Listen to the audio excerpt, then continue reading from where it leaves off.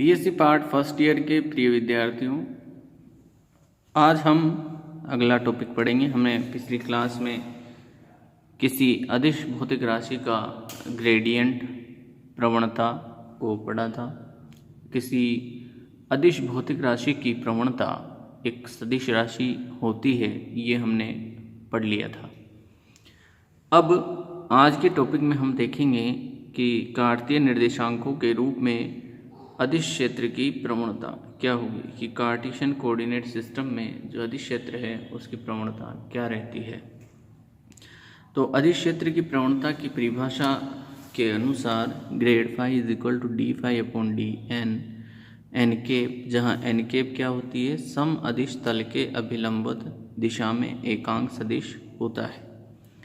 अब इस पद को जो है दोनों तरफ हम डी आर वेक्टर से मल्टीप्लाई कर देते हैं, डी आर वेक्टर से अदिश गुणन करते हैं, डॉट प्रोडक्ट कर दिया है हमने। तो यहाँ हम देख सकते हैं कि n cap dot d are vector को हम d r cos theta equal to d n के रूप में व्यक्त कर सकते हैं। तो समीकरण 3 से मान समीकरण 2 में हम यहाँ रखेंगे। समीकरण 3 से मान समीकरण 2 में रखने पर grad phi dot d are vector, grad phi dot d are vector की वैल्यू कितनी हो जाएगी, यहाँ वैल्यू रखेंगे तो D phi upon d n into d n. तो डी एन से डी एन यहाँ कैंसिल हो जाएगा। तो grad phi dot d are vector is equal to d phi, ये इक्वेशन नंबर 4। ग्रेड फाई बराबर हम मान करके चल रहे हैं कि ग्रेड फाई, जो फाई है एक अदिश भौतिक राशि है, तो उसका ग्रेड फाई का जो मान है वो है ए x I K plus a Y J K plus A Z K D are vector is equal to D X I K plus D Y J के डी जेड के रूप में है। तो grad phi dot d are vector, grad phi dot d are vector बराबर इनका अदिश गुणन करेंगे तो a x D x plus a y d y a z d Z, तो a z dot d z. अब हम मान करके चल रहे, माना कि जो फाई है अदिश भौतिक राशि वो एक्स वाई और जेड तीनों डायरेक्शन का क्या है, फंक्शन है। किस किस का, एक्स डायरेक्शन, वाई डायरेक्शन और जेड डायरेक्शन का क्या है, फलन है। तो इस स्थिति में जो समीकरण 5 है, इस समीकरण 5 का हम पार्शियल डेरिवेटिव लेंगे। तो D phi is equal to del phi upon del X D x plus del phi upon del Y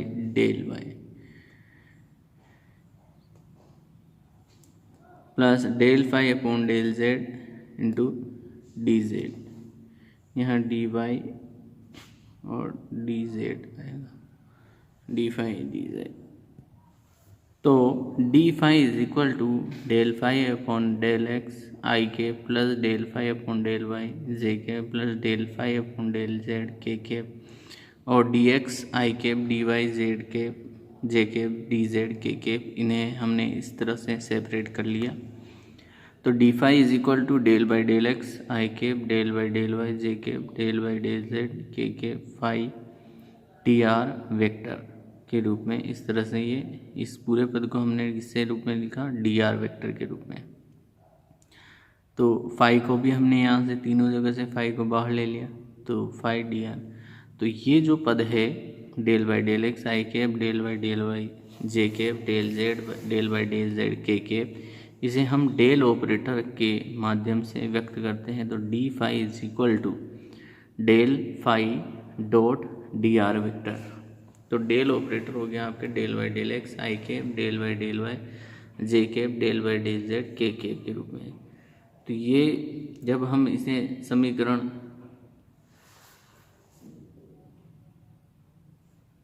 4 में वैल्यू यहाँ से रखेंगे तो grad phi dot d are vector is equal to आपको मिलेगा del phi dot d are vector, del phi dot d are vector, तो d are vector से d are vector यहाँ कैंसिल कर देंगे, कट जाएगा दोनों तरफ से। तो ग्रेड फाई यानी कि किसी अदिश भौतिक राशि का जो ग्रेडियंट है, यानी कि अदिश भौतिक राशि की प्रवणता है ग्रेड फाई, वो किसके बराबर होगी, डेल फाई के बराबर प्राप्त होती है। ये ध्यान रखना है हमें कि किसी अदिश भौतिक राशि की प्रवणता ग्रेड फाई बराबर कितनी होती है, डेल फाई के बराबर होती है, इस तरह से।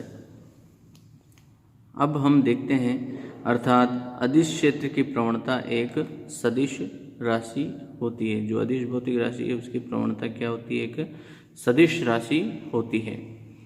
आइए अब हम इनसे रिलेटेड कुछ क्वेश्चंस हैं, इम्पोर्टेंट क्वेश्चंस हैं, उनको यहाँ देखते हैं, डिस्कस करते हैं, और आप इन क्वेश्चंस को प्रैक्टिस करना। यदि किसी बिंदु का स्थिति सदिश आर वेक्टर है, कोई बिंदु है उसका स्थिति सदिश क्या ले रहे हैं हम, आर वेक्टर ले रहे हैं, तो ग्रेड 1/r का मान ज्ञात कीजिए। तो 1/r का ग्रेडियंट हमें फाइंड आउट करने हैं। तो देखिए सॉल्यूशन निकालते हैं। तो हम मान करके चलते हैं, माना कि स्थिति सदिश आर वेक्टर बराबर x I K plus Y J K plus Z के के, इस तरह से स्थिति सदिश है। तो आर वेक्टर का हम परिमाण लेते हैं, परिमाण आर वेक्टर का लिया हमने under root X square plus Y square plus Z square is equal to R बराबर X square plus Y square Z square की पावर 1/2। तो grad 1/r, grad 1/r is equal to क्या हो लिख सकते हैं हम, डेल 1/r, डेल 1/r के रूप में लिख सकते हैं। तो डेल ऑपरेटर की वैल्यू तो ये हो गई हमारे पास, I cap del by del X, J cap del by del Y, K cap del by del Z, और X square plus Y square plus Z square की पावर क्या हो जाएगी, माइनस का 1/2। आर बराबर कितना था, 1/2 था। अब 1/r लेंगे तो ये पावर किस में बन जाएगी, माइनस की, इस तरह से। अब आगे देखते हैं, I cap del by del X, इस पूरे पद को एक्स के सापेक्ष अवकलित करते हैं, plus j cap del by del y, अब वाई के सापेक्ष इस पूरे पद को अवकलित कर दिया, x square plus Y square plus Z square की पावर -1/2। इसी तरह से जो है हम k cap del by del z x square plus Y square plus Z square की पावर -1/2 यहाँ ले रहे हैं। अब प्रत्येक पद को हम अवकलन करते चलते हैं। तो सबसे फर्स्ट ले रहे हैं हम del by del x, x square plus Y square Z square की पावर -1/2 का अवकलज। तो देखिए सबसे पहले हम पावर का करेंगे अवकलन। तो n(n-1) से इसको सॉल्व करते हैं। तो n-1/2 n(n-1)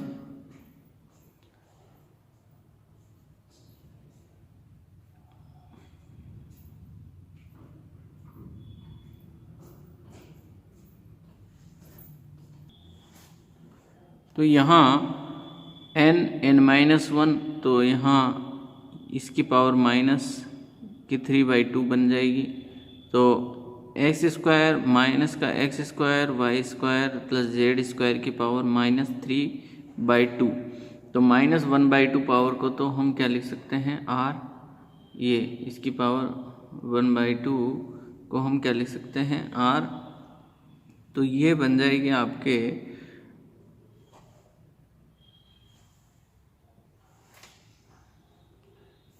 तो यहाँ देखिए ये तो हो गया आपके आर स्क्वायर। तो आर स्क्वायर की पावर 3 माइनस का 3/2 बनेगी। तो आर स्क्वायर की पावर आर स्क्वायर बन गए तो आपके, और तो यहाँ आर स्क्वायर की पावर -3/2 तो आर स्क्वायर की इंटू माइनस का 3/2 बनेगा, माइनस का 3/2, तो 2 से 2 कैंसिल हो जाएगा। यहाँ क्या बनेगा, r⁻³ तो यहाँ -r⁻³ इंटू एक्स के रूप में ये इक्वेशन बनेगी। इसी तरह जो है विद रेस्पेक्ट टू y इसको पार्शियल डिफरेंशिएट करेंगे तो यहाँ आपके पास बनेगी -r⁻³ इंटू वाई। इसी तरह z के साथ रेस्पेक्ट में लेंगे तो -r⁻³ इंटू z। अब इन सभी वैल्यूज़ को जो है हम यहाँ इक्वेशन में रखेंगे। इस इक्वेशन में यहाँ रख दी हमने सभी वैल्यूज़, तो इनके सॉल्यूशंस रखने पर i कैप माइनस का r⁻³ plus j cap minus r⁻³ plus k cap minus r⁻³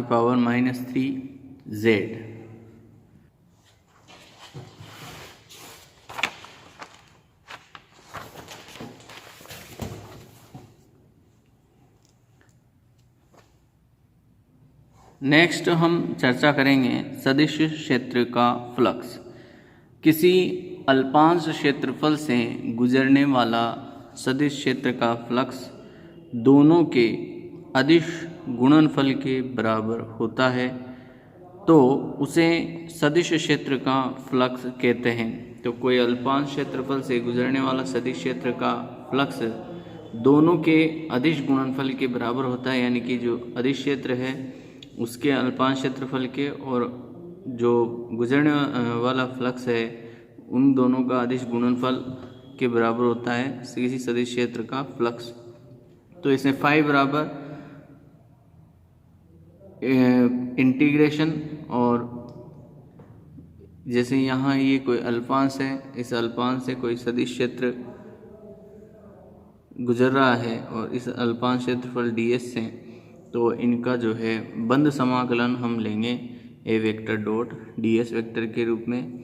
तो ये कहलाता है आपके फ्लक्स अदिश भौतिक राशि होती है। तो ये इस प्रकार से हमने आज के टॉपिक कंप्लीट किए। इसमें बीच में एक न्यूमेरिकल भी है, जैसे आप लोग समझें और करें। यदि कोई प्रॉब्लम आती है तो आप आकर के पूछ सकते हैं, महाविद्यालय में टाइम लेकर के मुझसे पूछ सकते हैं। Thank you.